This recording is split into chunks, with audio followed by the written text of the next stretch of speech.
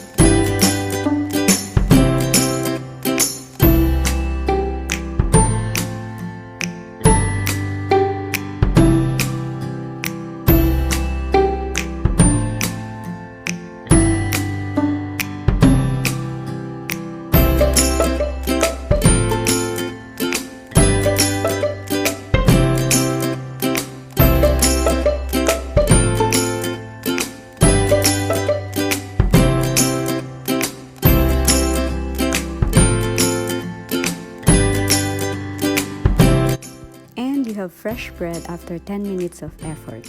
As you can see, this is not your typical fluffy bread, but it's dense in texture. You still have that crunch on the outside and soft in the inside. Thank you guys for watching.